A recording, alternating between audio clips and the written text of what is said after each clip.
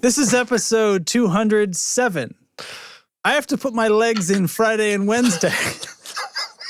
Wait, it ends there? That's all I say. That's it, yeah. That's it. Time to pick some lower notes. It's the tone control. Yeah, ha! You ever seen a cello with a Floyd Rose? Buckle up. Jesus.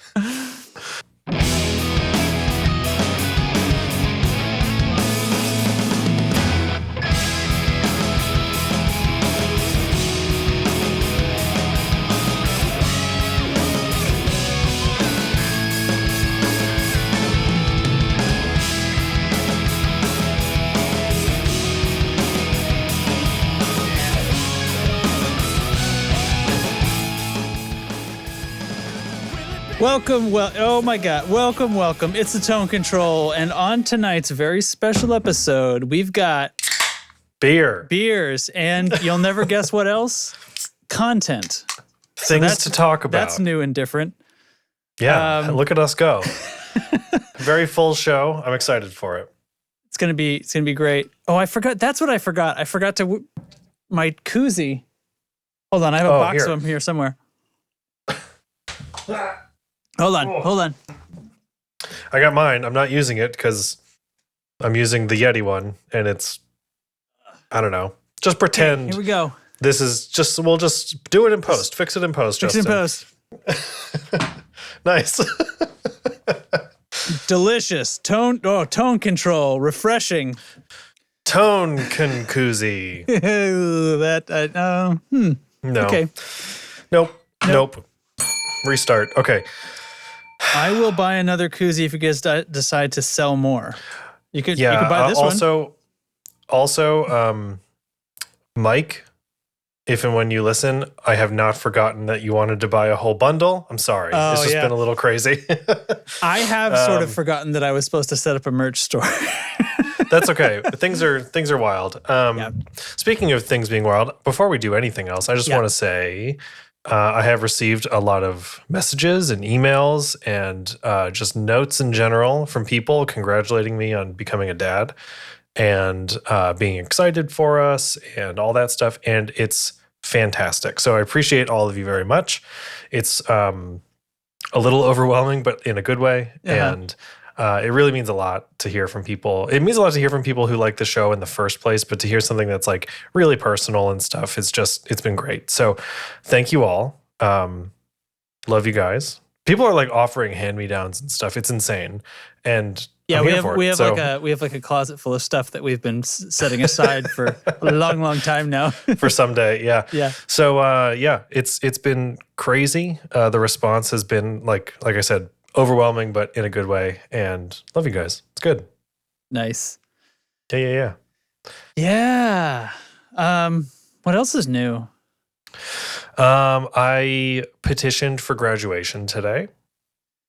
Submitted my petition for graduation, which basically is the official the I don't even know what you call it. The procedure to tell the university I want to graduate. Like I'm nearing the end and I want to do my thing and let's start this process. So you got to do that like a certain number of months before you're actually done. Okay.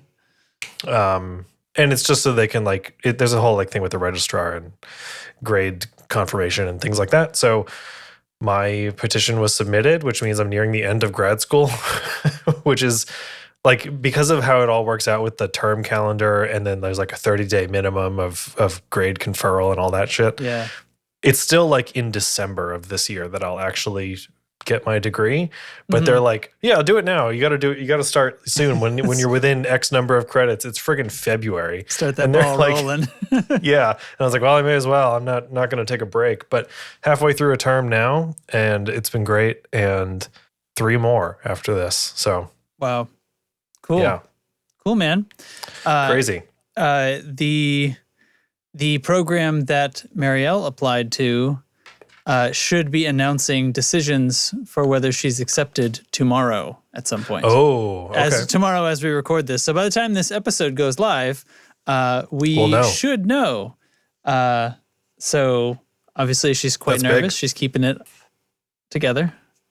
Good. Okay. Yeah. And plus we got a snow day, which she feels like is good. She feels like she'll have an easier time controlling herself, I guess. So a snow day today or already for tomorrow? So right now, because I know you had one today. Yeah, the sky turned to ice and fell.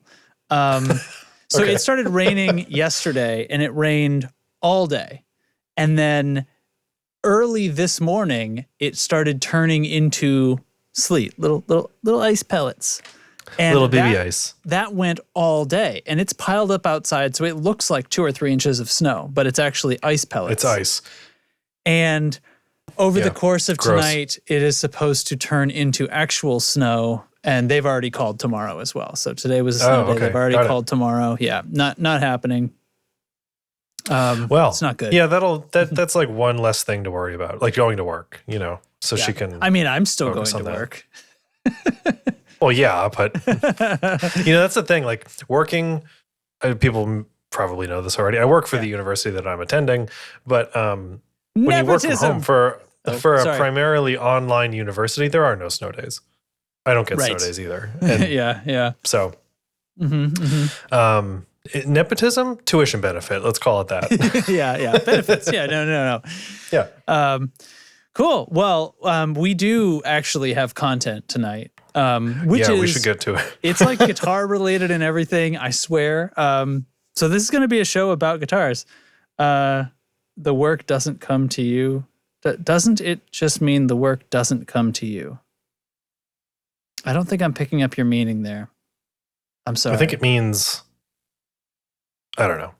I don't totally understand. I mean, I don't even have to go outside to get to work. So. Oh, no one comes in. No one. Yeah, but so much of my work is remote anyway. Yeah. So and like tomorrow, it's nothing was planned. Yeah, exactly. So sometimes things are planned, but nothing is planned. In fact, okay. No, go ahead. Nothing is planned that is in person or anything like that. So anyway. All right. Cool. So how does this show work? Well, we do funny things like this. Thanks to Pedal Genie for sponsoring the Tone Control. Visit pedalgenie.com and start your wish list today. And also the call for gifts tonight is fruit. Fruit. So those in the chat it's fruit during the break a little bit later. I posted a message. I was like, first person to respond to this message gets to call the GIF. And Eric swooped in and said fruit. Yeah. So stay tuned for that, I guess.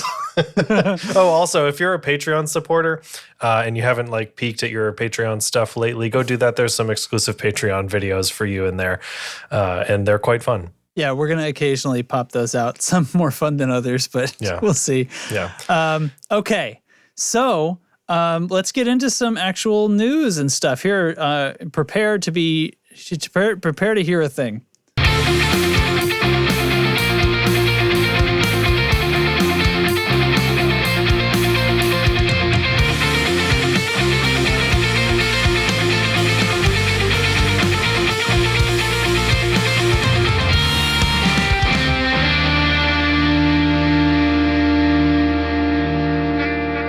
Sounds really good. That's the Hudson broadcast. It is the Hudson broadcast. It sounds so good. It's a great pedal. Sometimes we do demos and it's like, a lot of them are a little bit hurried. It's just like we're just throwing something together. The tones in that, everything just came together, that's an example of tones that mix well because it's not like something I did. You know what I mean? It's like the tones just made the drums sound better. Do you know what I mean? Like they all just they all fit together nicely. Yeah, beautiful, delicious, beautiful. So sure. What do we got up first here? What the heck is this thing? It's a Squire Classic Vibe Baritone custom Telecaster. Let's get that ad off the screen. There we go. Yeah, we're not making money from that. Okay, vibe. Okay, what's a vibe baritone? You're reading it wrong. Classic Vibe is Vibe. The Squire Classic. What's a vibe baritone from Squire Classic? Yeah. Jesus. So the Classic Vibe series from Squire is among the among one of the. Tell me about the scale length. Yeah. Okay. Anyway. Okay. So yeah, the Classic Vibe series from Squire is among their like, it's the line that everybody loves. Like they're the ones that make people say like Squire is actually really good, right? That's the line. And I'm really excited for this because I kind of want a baritone, but I don't want to spend a ton of money on a new instrument because a baritone is, in my case anyway, probably a like an embellishment. It's a little extra special sauce in the holster kind of thing, but it's I'm mixing metaphors big time. But but you can spend a lot of money seasoning there. You know, the new shoes and the in the chamber. Yep.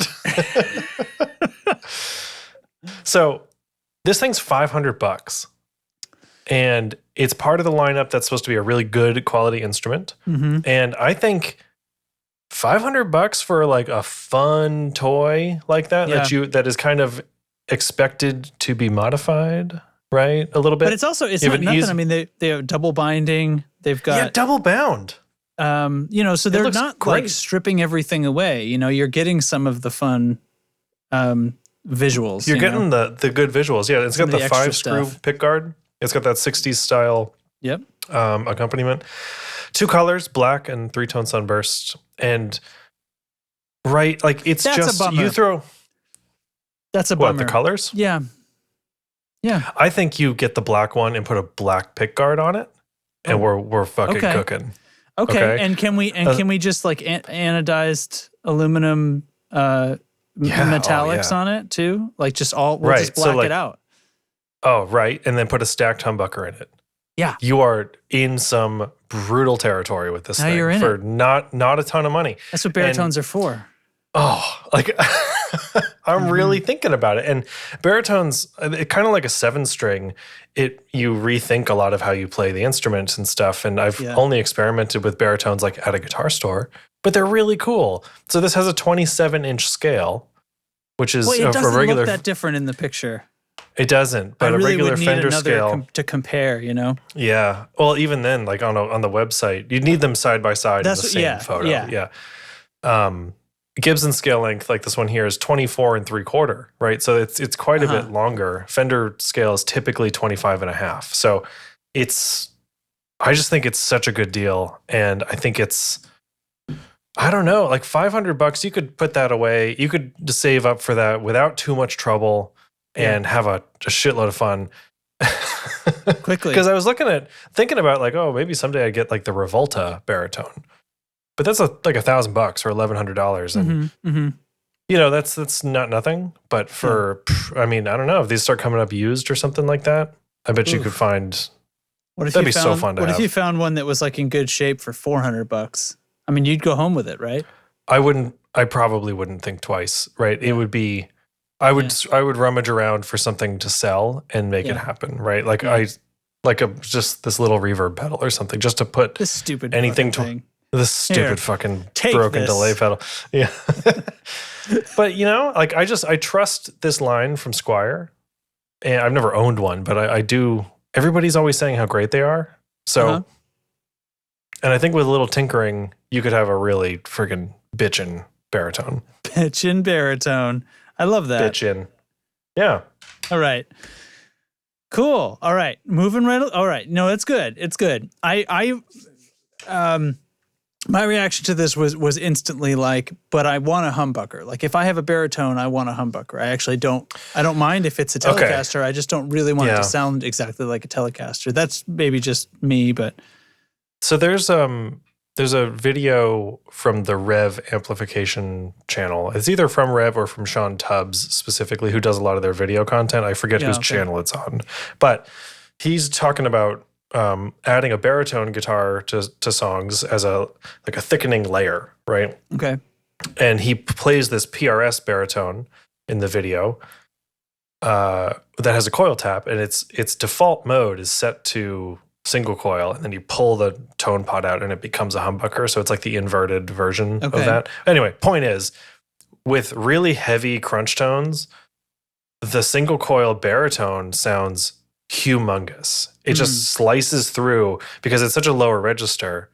Okay. that extra high-end sort of thinness from the single coil really works. Like it does something All right. unique. The humbucker obviously sounds huge as well, but it's not as he was playing it and mentioned that it was a single coil, and I'm like, you're fucking kidding me. Okay. All right. So, all right, that sells me. All right. What's up next? It's going to be another sound.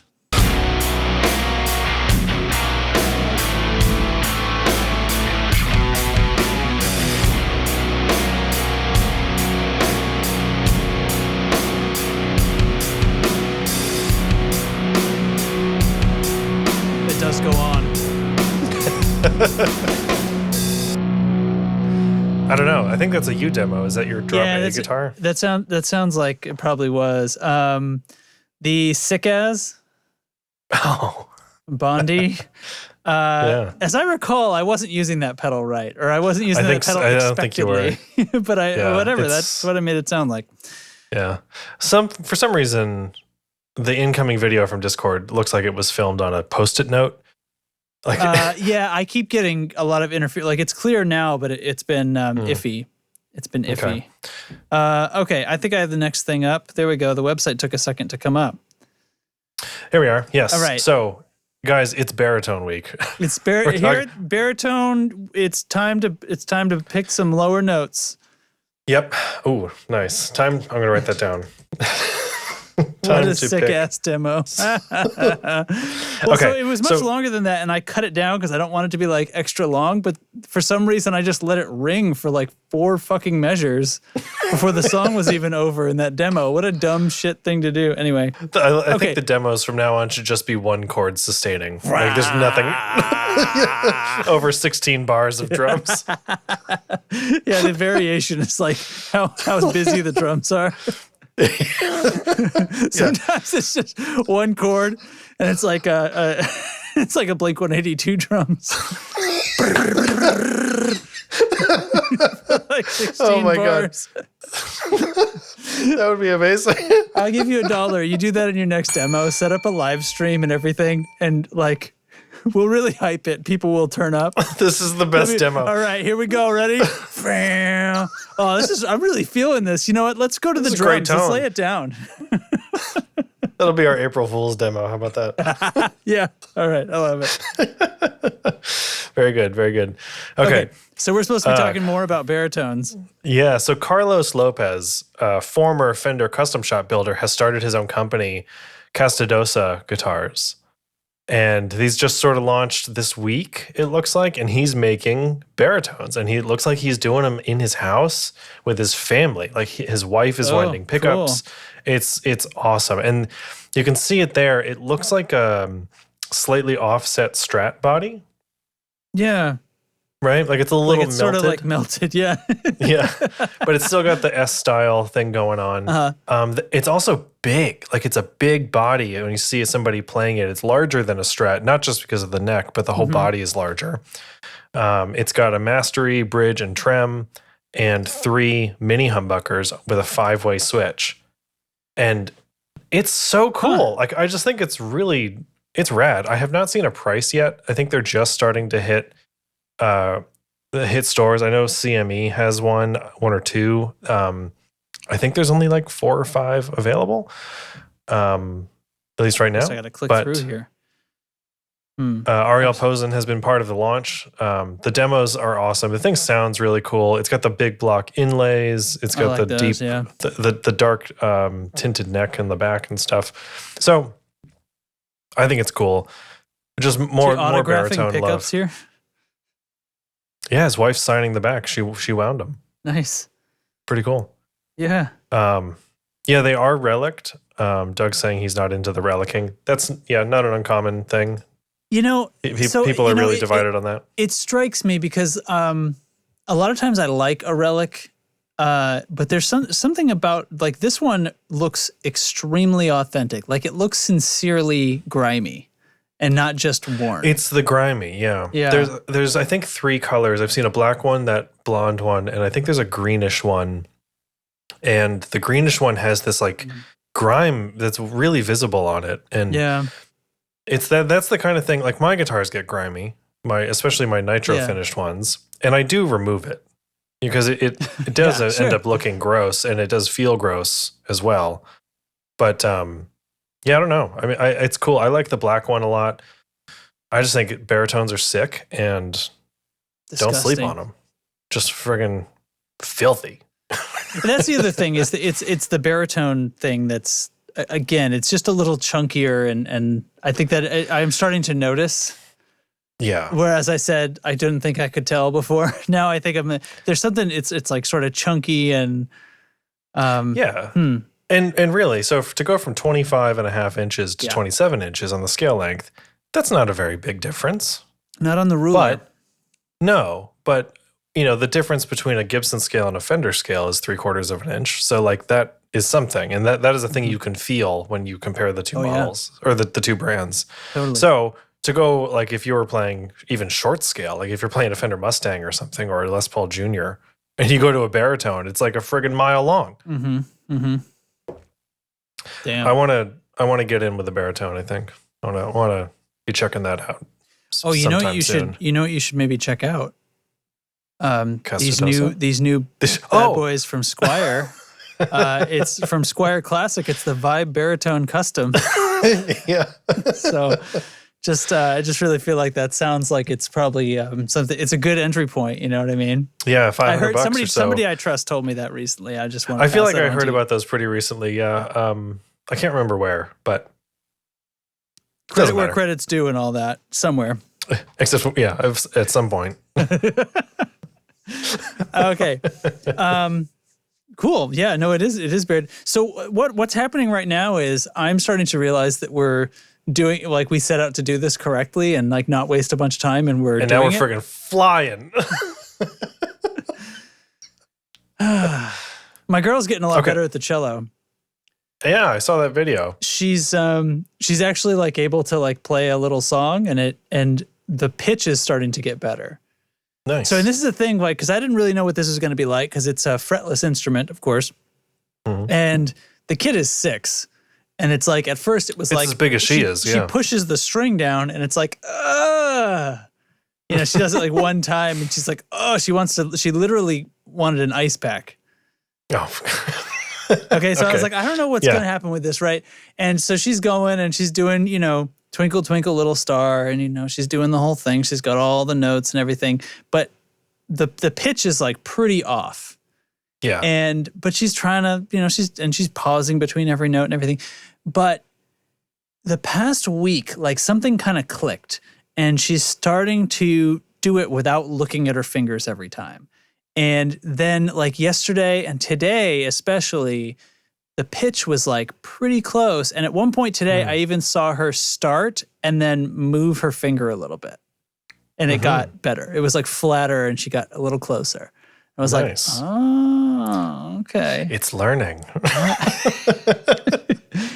It's a thinking computer. Yeah, right. Machine learning. Yes. That's great. That's really cool. So and she's pumped about it, obviously. I don't know anything about cellos and the like. Well, it's a stringed instrument, Derek, and I know that, but okay. Right, but action on a guitar is a thing that factors into how easy it is to play. They must have action? Is that a thing? You don't adjust that. I don't even know. You don't. You have a fixed wooden saddle, and I mean, I'm sure there's a thing that it's not like readily adjustable, but neither is an acoustic guitar, right? So I'm sure it's set. But it's extremely high compared to a guitar. But that's like part of it. And part of it is like you're actually, because it's fretless, you're finding your pitch partially because of how bent you are when you get in, right? So you're just compensating for the action the whole time. Plus the string tension is actually a lot lower than a guitar usually. Now she's got like a 1/4 scale cello for her body size, right? But it's interesting how different it is. Like, it's totally like when I try to, like, I'm trying to follow along, and there are things that her teacher does that I'm supposed to kind of participate in and stuff like that. And for one thing, it's like super awkward for me to play a 1/4 scale. Like I have to like try to put my legs in like in like Friday and Wednesday, you know what I mean? To try to get them out of the way so I can actually bow this thing. And then and at this point, like she's better at bowing it than me, like by a long shot. Like her elbow is more correct, and like I'm doing it, and I'm like accidentally hitting the wrong string all the time. There's not much wiggle room in there. And right, because the radius, though, bumping my mic, the radius is much rounder than we'd see on a guitar. Because that's how you reach, right? But it's still like by the time you're bowing in there, like it's not hard to hit the wrong string. Quite easy. And that's very cool. Yeah. So that must be fun to watch. Like because you know music, right? And you know like how it feels to take an instrument and make it do something. Right. And to watch somebody learn that must be exciting and must be like rewarding. I was going to say validating, but not really. Just, that difference from this is a pain to like, what do you want me to play next? All right, let's do a Twinkle Twinkle, and it's like, I think that's the thing that and she's like singing along with it and everything, and I'm like, yeah, go for it, girl, get it. I think that's the thing that I latched onto pretty early with guitar, and I think a lot of people have this experience where you can go from not knowing anything to knowing something and seeing like a decent amount of progress pretty fast. Yeah, it's a easy to learn, difficult to master kind of thing, and once you're like, oh, I learned that. That is so motivating.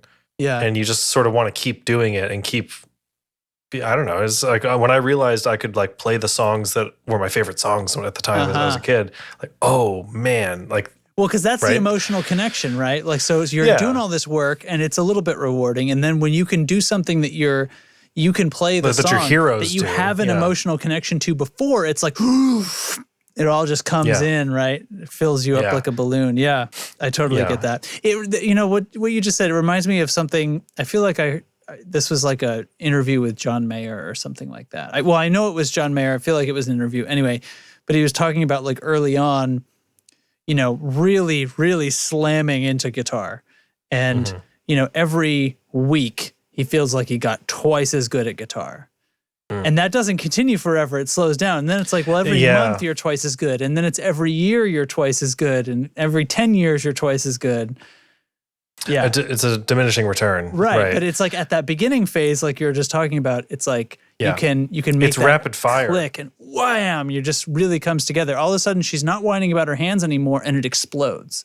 Because now she can actually do a little bit of repetition.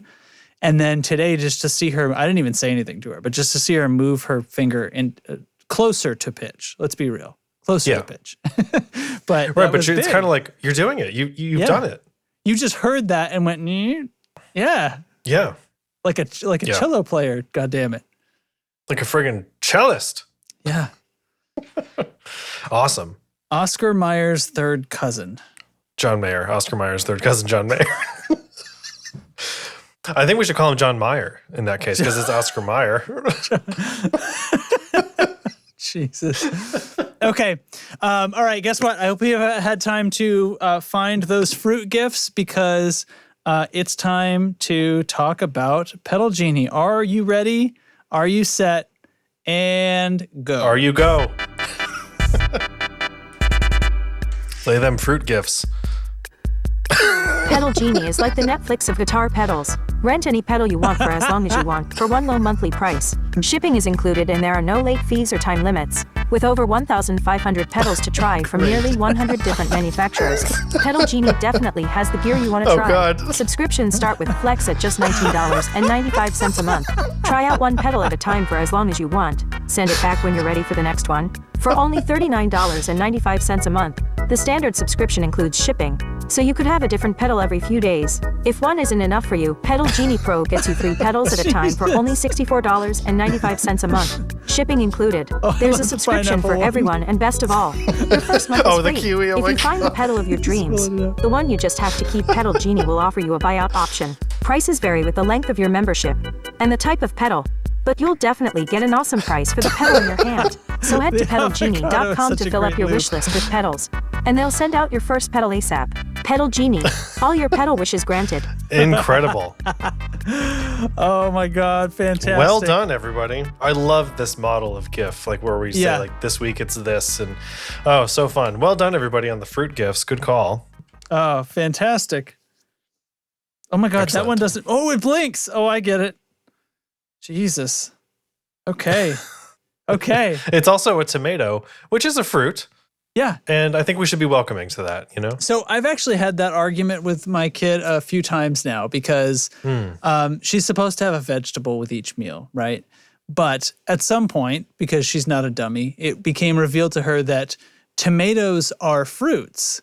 And so we're driving home, we're driving somewhere like, oh, it's one of her dance class days. We have like dinner in the car on some nights because that's how we've overscheduled our kid. Don't talk to me about it. But anyway, you're definitely not the only one, but okay. So anyway, so it's like, eat your tomatoes, you know, that's not a vegetable. Tomatoes are a fruit. You told me the seeds are inside, so it's a fruit. It's like, okay. Technically correct. And I said, all right. But you're here just like, all right, can you just like, okay? It's like, slam on the brakes. Now listen here, you little shit. We're about to learn the difference between culinary and taxonomically. No, I did actually tell her. I told her the difference between taxonomically and culinarily. What's the saying? Knowledge. I should know this because I work in knowledge management. Knowledge is knowing that school. Knowledge is knowing that a tomato is a fruit. Wisdom is knowing not to put it in fruit salad. There you go. There you go. That's right. That's right. Mm-hmm. Okay, so pedal genies.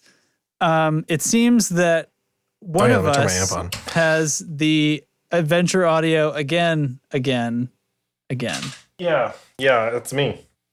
I have a pedal, by the way, and I haven't opened it. And we had a show that actually contained stuff, and I was like, I don't know if I even need to open this, but I can. It's right there. I'll be quick. Okay, so the thing is, you were experiencing a bunch of issues with this pedal. I think it's extremely likely that I got the exact same one that you had. Although, the confusing part of all that is, like, I had noise issues with a pedal several pedals ago. Yeah. And then I swear I had one that didn't have, or I think I had two back-to-back that had noise issues, and I was like, what the fuck? And I couldn't figure it out. And then I think I had one that didn't have a noise issue. And I thought, I think you're right. And then it came back. And then it came back. Now, since then, I said after the last episode, I'm going to go through all my shit and figure it out. Well, I spent like an hour, which is an embarrassing amount of time considering what it turned out to be. But I eventually figured out it's my fucking one spot. Why it was the last thing I tried, I have no idea. But I plugged it into the power supply that the regular... this guy... So years ago, I was tired of I needed a good power supply on my pedal board. And I built this thing with a bunch of it weighs like 5 pounds. It's ridiculous. It can't be the power supply. I'm too smart for that. It can't be I wasn't using this. I was using a cheapy little one-spot thing. But this motherfucker that I built has like 9 outputs. It does 12, 18, and 9 volts. They're all voltage regulated. I cut little like holes to vent, and the heat sinks for the voltage regulators are under there and everything. This is like my masterpiece, okay? And I did this, I breadboarded this, and I'm very proud of myself. Yeah, this thing runs pedals fine. They have no noise, including whatever the last pedal I had that had a fuckload of noise is quiet as hell when I use this. So I figured out my problem, except now this pedal goes to you, and what's going on with it? It doesn't work. It's fucking busted.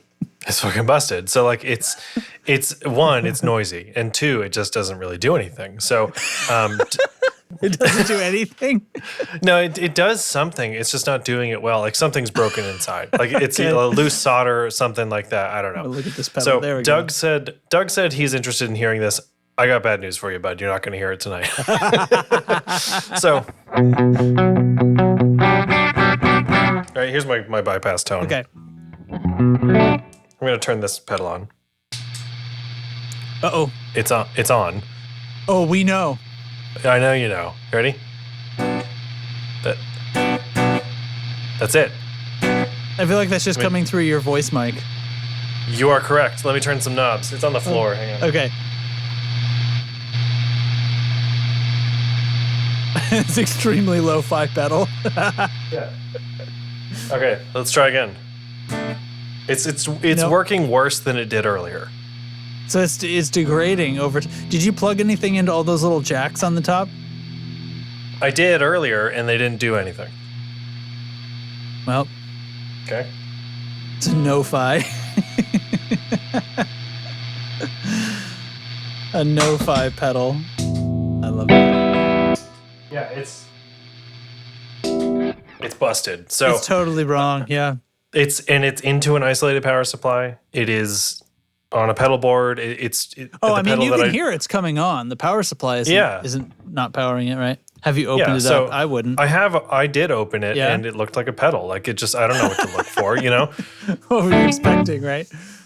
Yeah. So unfortunately, I'm going to email Pedal Genie and say that this doesn't work. So unfortunately, I can't do a demo of this. But yeah, I wonder if it was sort of on the way out when I had it or something. and let's be real. These things get sent all over the country. Like they get banged around in the mail. Like stuff breaks. It's fine. This is not a dig at Adventure Audio or Pedal Genie. It's just a fact. It's not working. Yeah. So whatever. Yeah.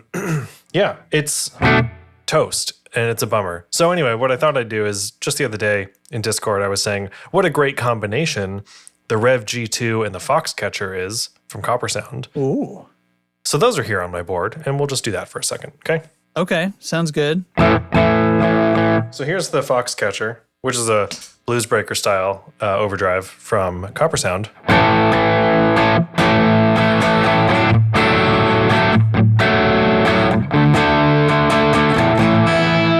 Cool. It's got a boost. Love it. It's boosted. Really good pedal. Like nobody should sleep on the Foxcatcher. Here's the Rev G2, which is based on the green channel of the Generator 120.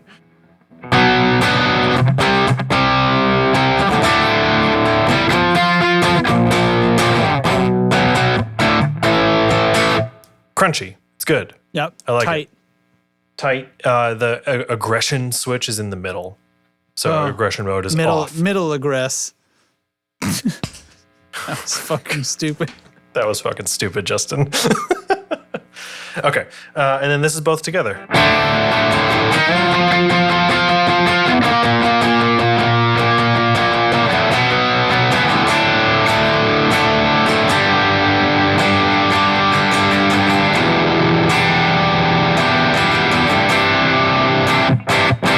I think it's a great sound. Yeah. The two of them together, I like that a lot. It's Also, a lot of gainy and still very, very tight.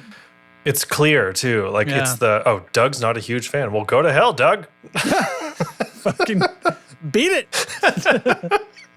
It's fine. You don't have to like it. I get it. And because Doug was giving me a hard time earlier about the 1981, here's that. With the Foxcatcher.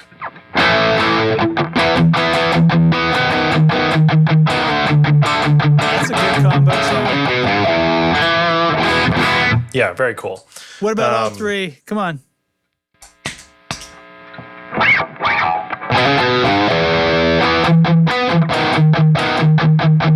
It's not out of control. No. Is it Cool, man. easy there, Dave Matthews? We'll turn on some boosts. So we got 2 boosts and 3 overdrives. Hey, there's a little hum on that channel. What do you got going on there, bro? It's like 13, 14 amps.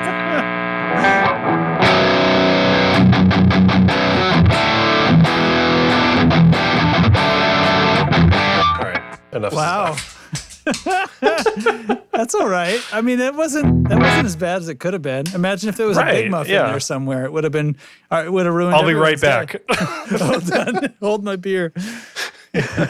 So yeah, that's the deal. I just think like the Rev. Well, here's the thing though. The Foxcatcher pairs really well with a lot of stuff, and I can't believe I didn't have one for so long. So just don't be like me. Don't be a dummy. go get a Foxcatcher. Learn from Derek's mistakes. Yeah. Yeah. And the cool thing about the Foxcatcher is it's got the gravity bomb circuit built right in. So Yes. 2-in-1, and it's got a little order switcher, so you can put the boost before or after. It's a great pedal. Super versatile, musical and usable. Musical and usable. This just became a Copper Sound a Copper Sound ad, yeah. I was almost going to pull that up on the browser, but I didn't. But I did not. So what I think, so here's the thing. I could open that bag and then we'll definitely go overtime. Or we can stick to our guns and make a tight little episode and save this. Let's keep it tight. All right, we're going to keep it tight. Going on then. Thanks, Pedal Genie. I'm stalling because my web pages can't load apparently. Thanks, Pedal Genie, for sponsoring the Tone Control. And, sorry that this pedal is fucking broken. Too bad. Not your fault. Yeah. Not your fault. Yeah. All right. So next, but there's more new. But wait, there's more. Holy shit! What was that? Damn right. Some kind of octave thing? Yeah. Yeah, the drop from Digitech. Oh, yeah. And all of a sudden, a fucking banger riff comes out of nowhere. Thanks, drop. It was barely your fault. So anyway, so here's something that I saw today, and that's right. I added something to the news, and then we had a little fight in the show notes. I gotta be honest. I could pull up our show notes. You guys got to see this. All right, I got to show you the show notes here. Hold on, we'll just send this tab to the other window. I couldn't believe this. I was like, I didn't add this. What is this? What is he talking about? I put in this puzzle. So puzzle effects is what we're talking about. And I put it in here and I put a thing in. So Justin added something to the show notes, which is like, what are we on, episode 207? Probably happened 20 times. Total. Yeah. And they were all in the first 50 episodes. Okay. Right. So then Derek, but Justin, haven't you? And then, so he links to yet another thing, Modal Effects, Modal Effects? I don't know. Modal Effects, which I guess we'll get to next, which is sort of another take on the same thing, which is amazing to me, and I can't wait to talk about that. So then I clapped right back with, but Derek, what about just like actual solder and stuff? And to which I put this link in, which is to did you really think I found another thing.com, because I did not find another thing. All right, so that's the show. I need to send this back to the other window and get it out of my face.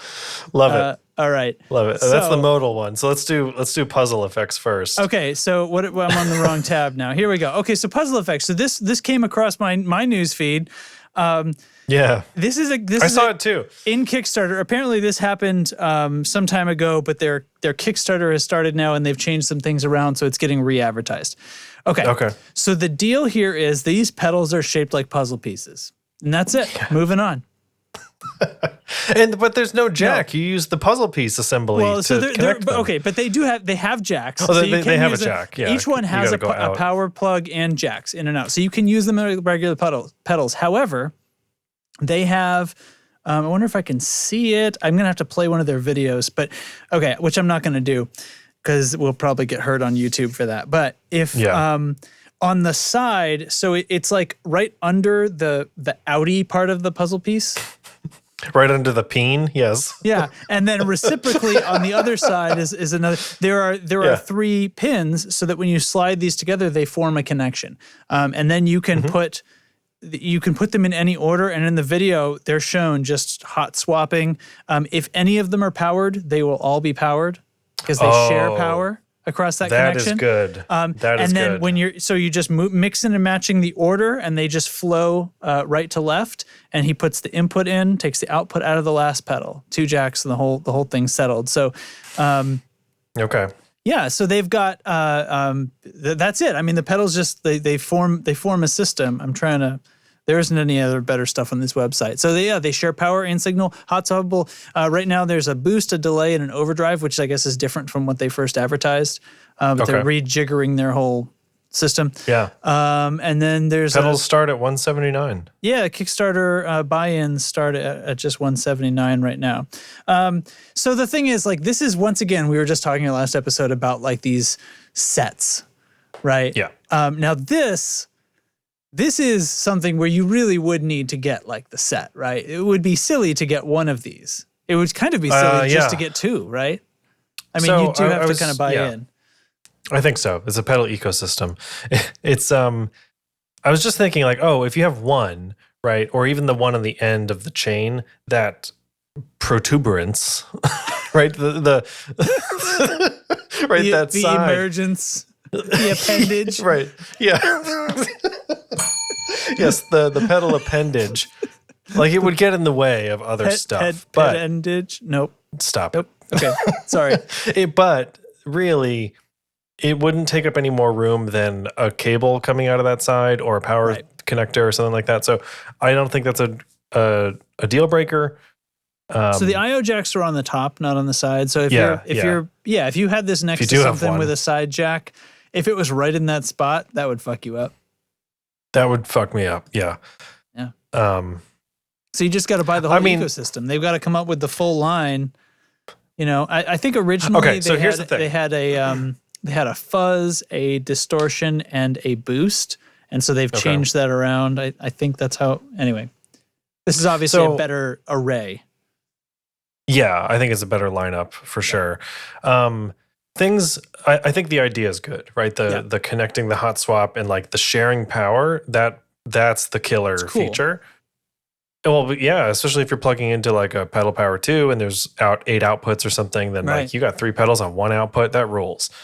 I think the shape of it all is a little gimmicky and it's a little. But how else would they lock in so securely? Exactly. I don't have an answer. I just think. I'm sure it could be done.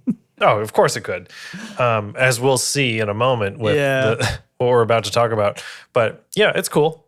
That's fine. It's fun. $179 though. I mean, I don't know. They got to sound really good too. Like, let's be real. That's got to be step zero. What do you get? What do you get for 170 bucks? Let's head to the Kickstarter page and see. Well, they're in 25 euros. days to go right now.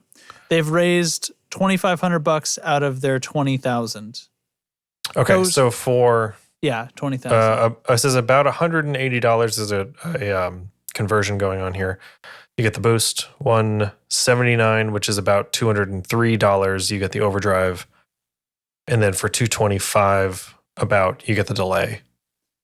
Oh, I see.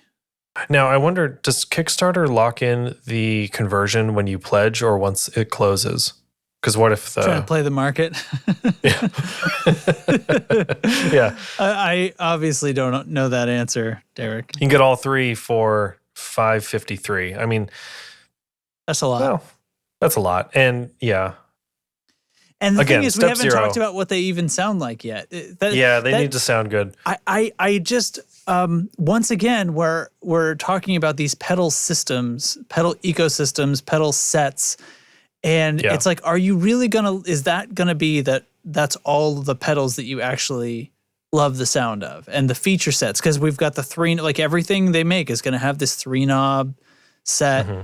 Nothing's gonna be like, oh, and this circuit sounded awesome at 18 volts. So you know what I mean? Like they're not gonna cram any of that in there. There's nothing in here is gonna have, I don't know, maybe they could It's gonna cram be a pretty tap tempo vanilla onto stuff. one of them. Yeah, but it's gonna be basic stuff. And I don't know, like I really would struggle to be like, well, this is what I'm sinking myself into, you know, because I don't know, what if they aren't that great? What then if I turn around and I really want something else, and I don't know. Mm-hmm. It strikes me as iffy. And I think the next thing that we're going to get to is, should we kick over there? Yeah, let's kick over there. Modal effects. All right, I'm going to play you one more sound again so that I know where to edit.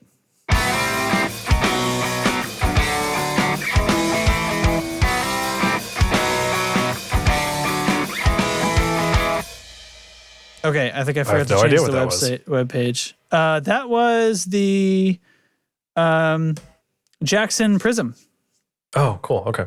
Yeah. Okay. So here's Modal. I saw this on the JHS YouTube channel, and I think is there anywhere to go on this website? Oh, it's a Kickstarter. Okay, let's go to Kickstarter. So I guess I have to go to the Kickstarter to see. Now this has already been successfully pledged. Oh, ends in 11 hours. Wow. Okay. Oh shoot.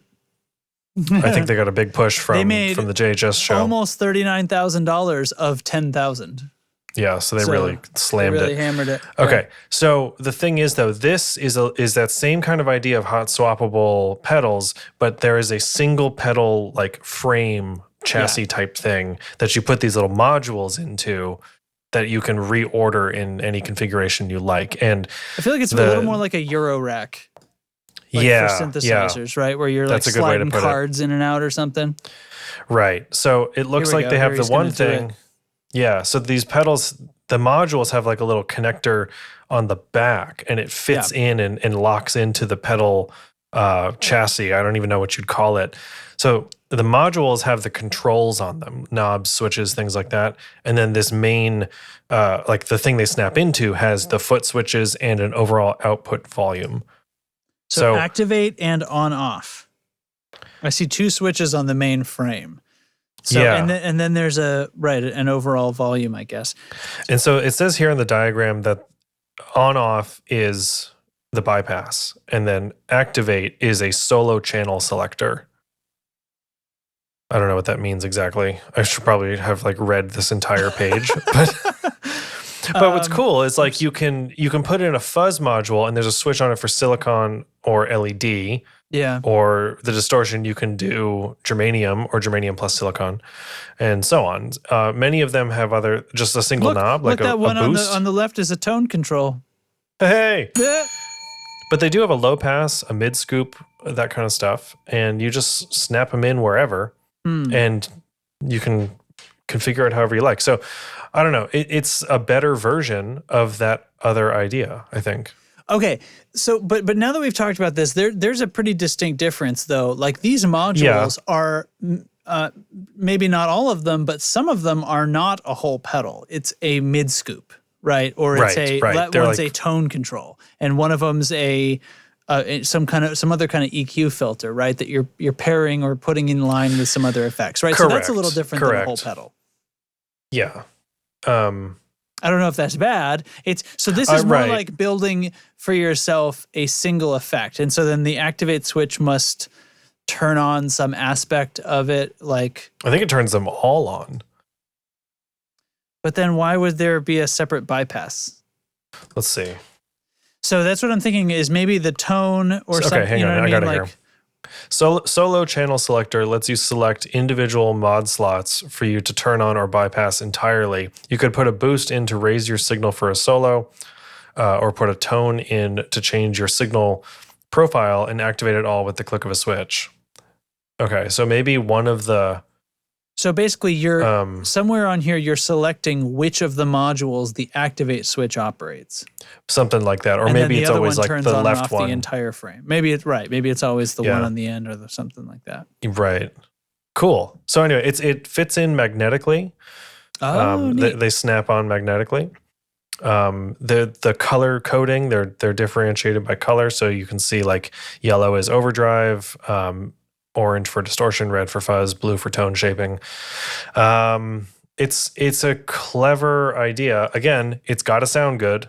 Yeah, right. But I think this has a better chance of overcome. Well, this overcomes some of like the other thing I was talking about, right? Where it's like, but now I have to have all of this set, and what if I really think that their delay falls short and I want something else? Yeah. Well, then I've sort of ruined my whole like perfect thing. Whereas this is it's just a pedal. It's occupying basically like a double wide or something on my board. Now I wonder if they continue to release modules, if they will release one that is too wide, 2/3. Oh yeah. Right. Or release a bigger has frame more controls with multiple switches. Yeah, oh they my could God, do like they make a whole pedal board, and it's like, it's just the whole thing is fucking loaded up with all these things. There's a bunch of switches, and it's all like they're all can be interconnected, so they may as well all control with MIDI. Oh man. Yeah, so they're gonna have Doug to raise says $39,000 more.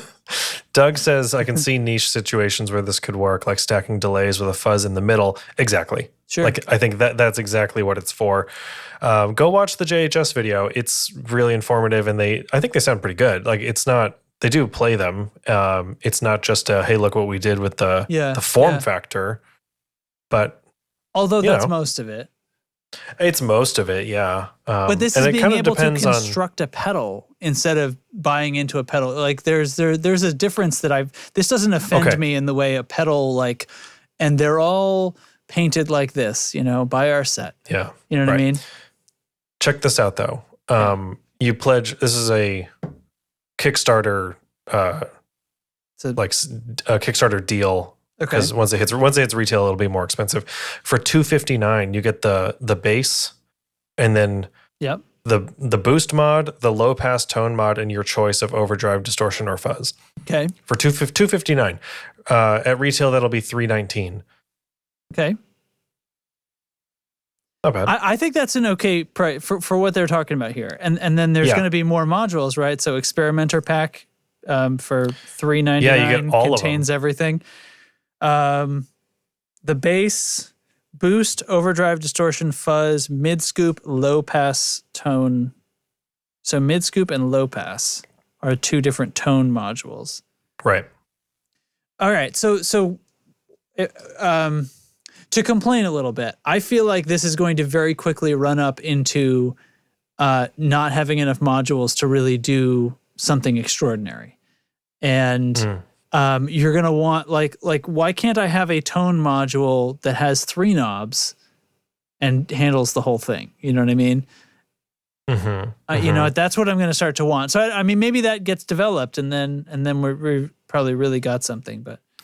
Yeah, I think maybe it's just, it's like they've moved the complexity somewhere else, or they moved the simplicity somewhere else, you know? So like the simplicity is in each module that it's got a single knob.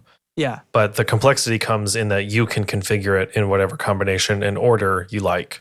Yeah. Yeah. So that might be good, but it might be, it might be a place where, you know, it's rarely going to sound that great because you can screw it up so much by doing it wrong. So here's the other thing. MSRP, like after the Kickstarter on the gain stages, which is like fuzz, distortion, boost, overdrive, is only $60. Okay. Doesn't contain power, doesn't really contain any I/O or switching. Yeah. It's got a little switch for silicon or whatever, and then the knob, and then the tone ones are $54. So after the Kickstarter. So adding to the ecosystem, not crazy expensive. If you're like, I do want the fuzz, you can add it for $50, $60, $70. Sorry. Cool. Again, I think you're right. Like if they had this, they've got the 3 up. If they had like a 5 or a 6, that's the ticket. Right. And by the time you get bigger, I think you've got to have switches for like being able to turn individual parts on and off maybe, or I don't know, or splitting it up. So it's a frame, but it's more than one pedal at that point with more than one bypass switch maybe, or something. Right. Maybe that's toggleable. This is interesting. This is something, this is to watch. I like this idea better than the puzzle thing. Very gimmicky. Yeah, this is better than the puzzle idea, I think. If you watch the video of the puzzle thing, the way they slot together and stuff, it's like, oh, wow. Of course, I hadn't seen this yet at the time. But it's like, oh, look at the pedal. And they plug in the jacks in. He's moving it around while it's plugged in. You can see the pedals lighting up whenever he plugs them together. You know, that's cool. It's cool. I mean, it's cool. But this is a better use of that basic idea, for sure. Yes, and also like that's a cool demonstration of how the power connectivity and signal path works on those things. But that is not an application that you will do with that pedal. Right, because the advantage of it being quick like that is that it doesn't take a cable, I guess. But what are you going to do that in the middle of a song or something? Absolutely not. No way. And when you've been building a pedal board and you're kind of putting stuff together, have you gone, if only I could listen to all this, right? It's not, that's a solution in search of a problem a little bit. It is a great, like I said, a great demonstration of how that functions. Yeah. But again, you're not going to be like, I just need to like swap my boost and my overdrive 1 second. I've had Discord hidden for most of this. They're blowing up. But are they positive on the modal? They are more positive than the puzzle pieces, because I feel like the modal is something that maybe Eric would actually get some use out of, just because of the swapping tones that he does a lot more tone hopping than maybe most people. That's fair. What about fly rig? You're just talking about like, throwing it, or how far you frisbee it, make it go? I think Doug's thoroughly underwhelmed. I think it's got like fly rig potential. You put an iridium on this thing, you got a tuner and this, and you could do a little open mic or something, you know. But again, we already have all these pedals, and like I don't think. What's the used price on a HX Stomp right now? $400. Like that's the thing. Fucking A, mate, right? Fucking A. I mean, shit. That's the trouble. And the thing is, the reason to not get an HX Stomp if you're looking for this sort of like, and I can configure it, is if there's something really special about the sound. And this inherently, there's nothing really special about the sound of this.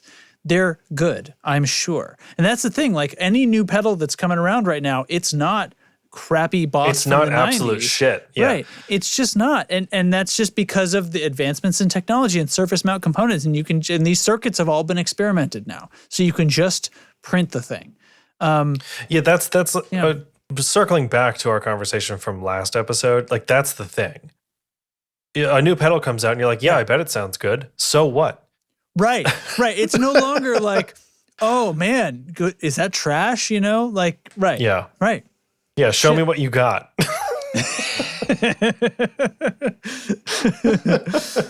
Okay. I got to get this off the screen so I can stop staring at the hypnotic hands and the looping GIF. Yeah. Right. You this is start talking about fly rigs. To that? An answer to what? Wait. I don't know. It's speaking, Eric. It's learning. So what? Oh, it's an answer to so what? Yeah, I mean, why the hell not? Of course, it's a cool product. Yeah. That's fine. But again, like you said, you get into, well, why not just get an HX Stomp? Well, then game over. Right. Okay, and then so the other angle though is if this is a set that costs $400, there are pedals out there that cost $400, but you're not like, well, should I use the mid scoop or should I use the low cut? You know what I mean? Yeah. It's a Strymon, and you're like, should I use the Brilliant Effect A or should I use Shimmering Godness B? You know? Yeah. And that's what $400 buys you or whatever. I'm in the middle on this. What it means, not necessarily what it is. Okay. Yeah, that's like with things like I just said this, but as HX Stomp continues to exist and the used price on them comes down, right? You can't touch it. You just can't. And whether it's for a simple open mic night every other weekend, or a bass rig, or a friggin' whole guitar setup that you can also record with, it does it all really well. It's very adaptable and expandable.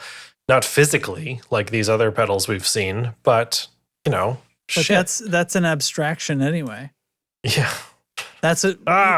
It is. Okay. I know. So here's one more thing I thought of before we wrap this whole shenanigans up. This I think I agree. I still agree with myself that this is worth watching in the sense that if this could be a licensable platform. So Modal could become the frame. And sure, they've made their pieces. That's a killer idea. But if pedal manufacturers are invited for maybe like a small licensing fee or whatever to put out, like basically they're open sourcing it or not, you know, I think they should make money. Yeah. You know, that you develop the thing, make money, but don't be like Intel with it. Like just charge a reasonable amount. And then everybody wants to use it. Everybody makes their little modules. You know, what Walrus is going to come up with 3 or 4 of these little modules. I'm going to buy these little, $80 modules from Walrus to stick in my Modal frames. Then I've got a whole, you know what I mean? Then we're getting somewhere. It's like the 500 series. It's like the Euro rack, right? That is a much better, not better idea, but that is how you grow this idea, I think. It's how the idea lasts more than one iteration.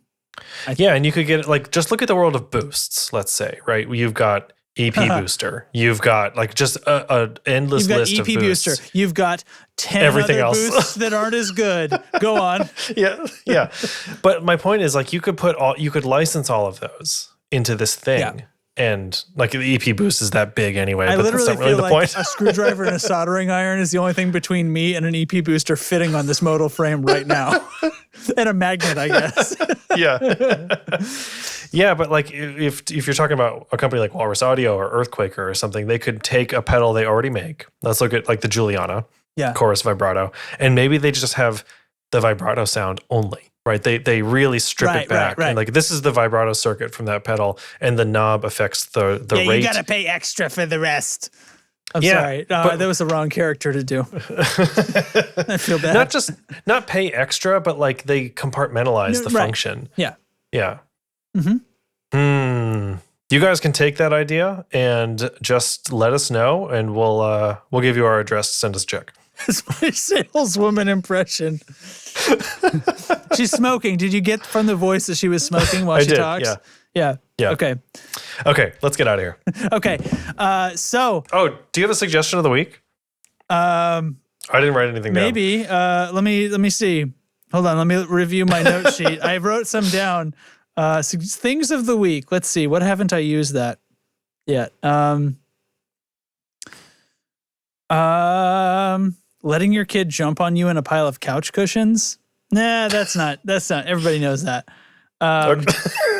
You just suggested it too. So okay. Archer season 8. Have you kept up with Archer?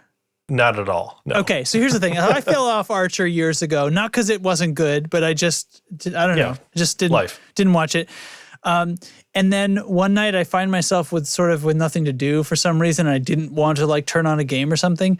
And Hulu was like, hey, we still got Archer. And I was like, well, shit, where did I leave this off?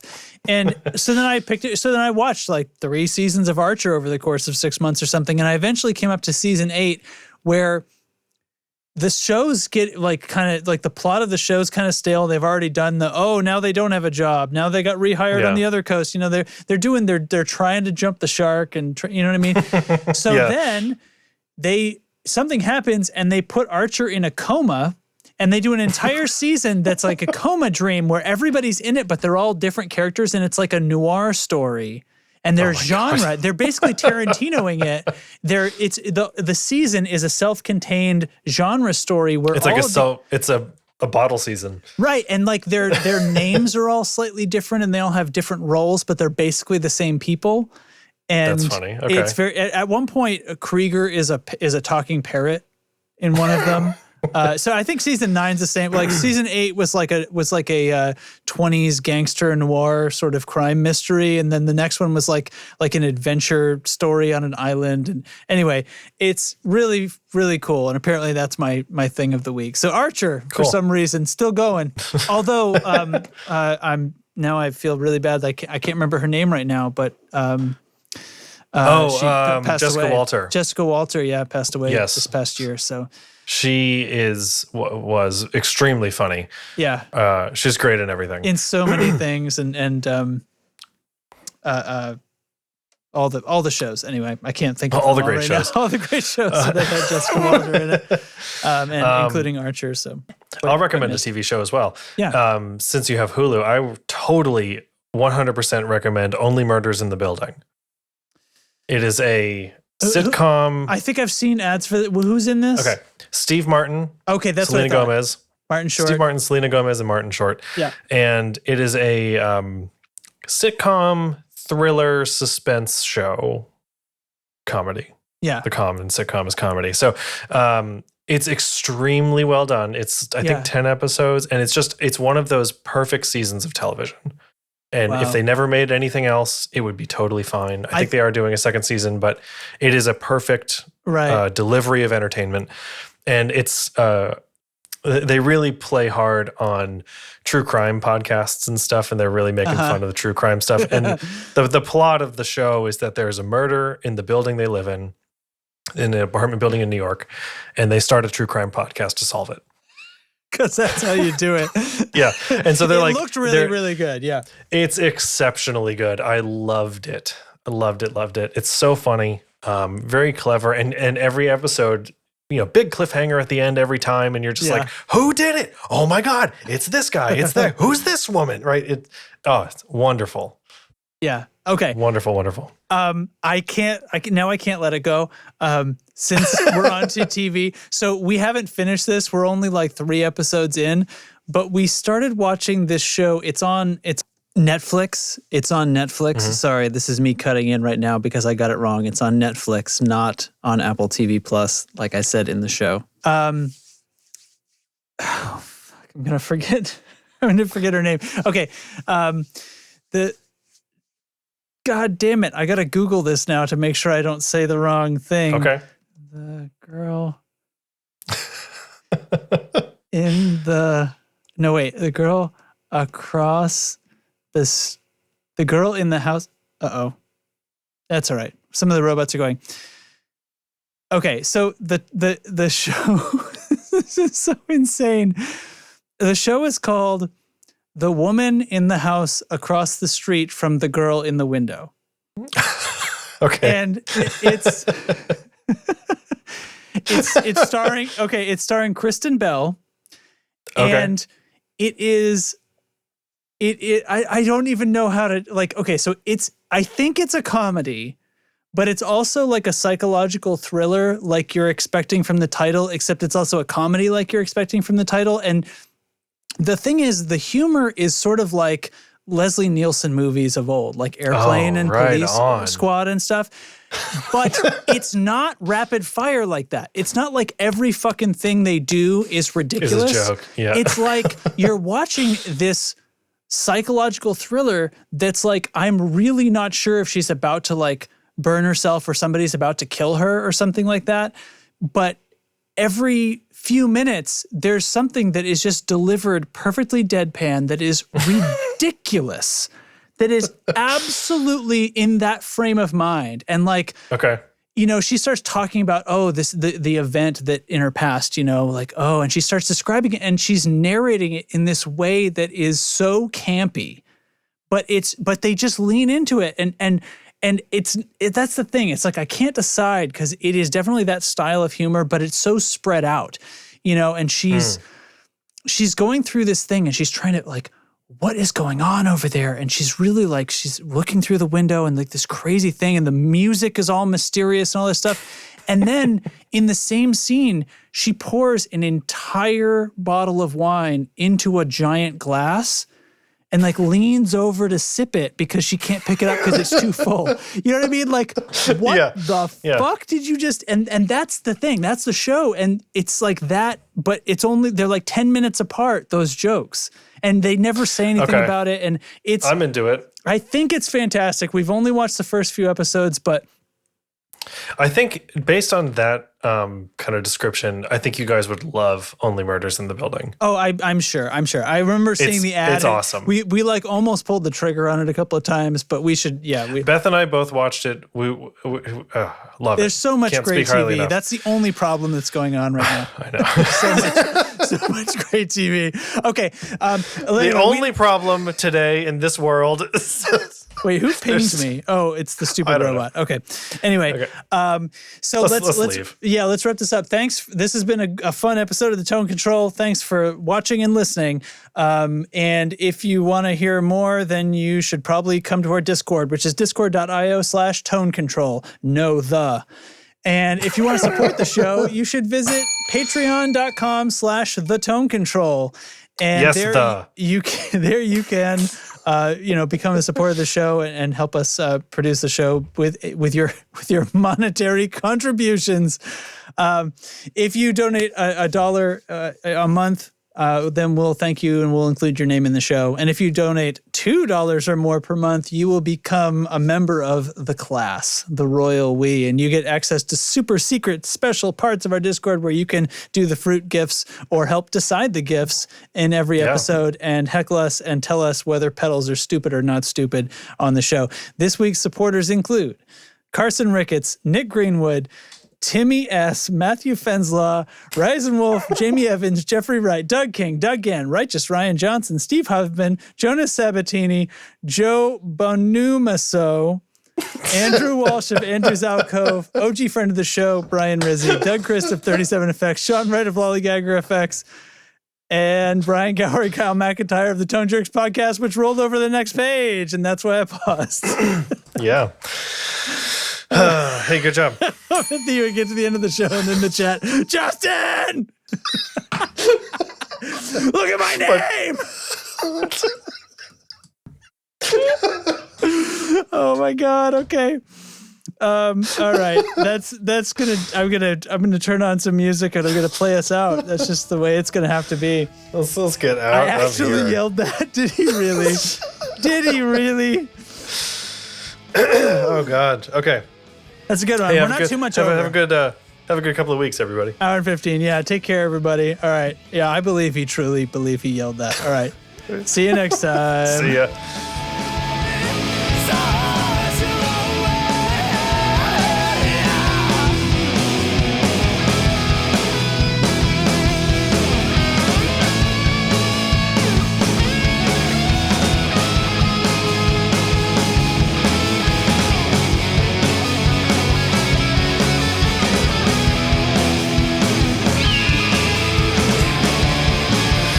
Fucking titles.